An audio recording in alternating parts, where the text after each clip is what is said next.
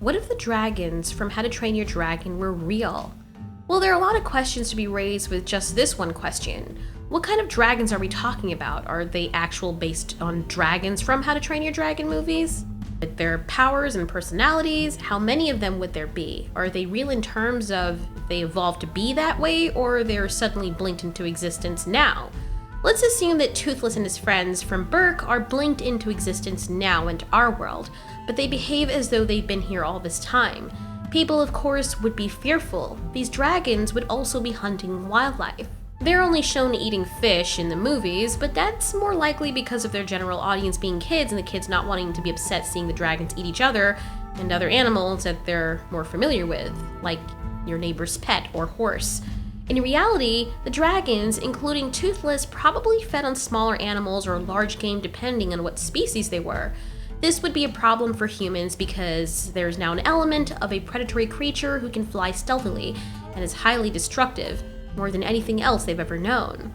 The dragons would have a lot of food, at least initially with all the wildlife. The first things the dragons would do, especially if they were to act less like animated characters and more like real animals, is to relocate to specific regions well suited for their species and to space out based on territory.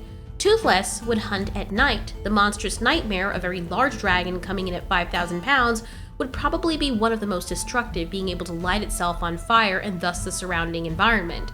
We could see dragons using their powers in defense towards humans or each other. This could cause a lot of damage to the surrounding environment and creatures. It would be hard for any animals to hide from these dragons, as many of them have the ability to sniff down their prey with amazing accuracy. The point of the matter is the dragons from How to Train Your Dragon are simply alien creatures that wouldn't compare to our modern day fauna. The animals of today are simply not equipped enough, or even evolved enough, to survive these dragons being in existence. Also, because there would be a lot of dragons in many different species with many different sustainability requirements, the surrounding populations of animals would drop drastically. This would give rise to smaller mammals, such as rats and rabbits. The domino effect would cause there to be excess wilderness growth, which would be ideal homes for these smaller creatures, and also more of a breeding ground for deadly insects, especially animals that carry diseases. If the terrible terrors were around, they probably would help with the population, as they are very small dragons that would feed on smaller animals, but the population for small animals would still be out of control. With the influx of insects, because of the wilderness growing out of control due to there being a lack of game animals that would feast on the grass to keep the vegetation well kept, there would be an increase of diseases, which would pose a threat to humans and animals alike. For the dragons who feed on marine life, such as fish, there probably wouldn't be that much of a difference. Of course, this is providing that there are not like a million of them in existence in any one region.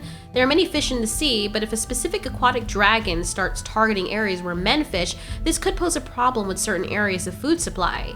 People would no doubt start to focus more on fishing to supplement the sudden decrease in cattle and game animals. Strict action would have to be taken in controlling the dragon population if they became a problem, which they would have already been if these things are happening. Also, because dragons are rare, there's no doubt that there would be people trying to capture them and sell them on the black market. And by rare, we mean that they were long since thought to be fairy tale myths. Funny enough, people would try to use them as military animals since they can fly and shoot an array of different things such as fire, plasma, acid, and magnesium, and the list goes on. If a dragon like the Life Fury existed, well, they may capture her to do studies on how she's able to make her skills invisible and use it in hunting or fighting enemies. The first things humans usually do with findings such as this is to dedicate it for war first, if applicable, and then medicine. So this is why we think that we have those who would try to use the dragons in general for nefarious purposes. Many also would be captured to be used advanced science and medicine. After decades, the dragons would become endangered. Maybe they would be smart enough to realize that they're targeted and would travel across to areas more remote to live out their lives away from human civilization. Even if some humans were to take the chance in trying to train one of the dragons, managing and keeping one in captivity would not only be very dangerous but also cruel to the dragon. Unless someone owns a lot of land and can control where the dragon flies and what it does, whether or not it spits fire or acid, they would not be ideal pets, at least not in today's society. So what do you think would happen if dragons were suddenly brought back? Let us know in the comments, and thanks for watching. This has been Altiori. You ask, we answer.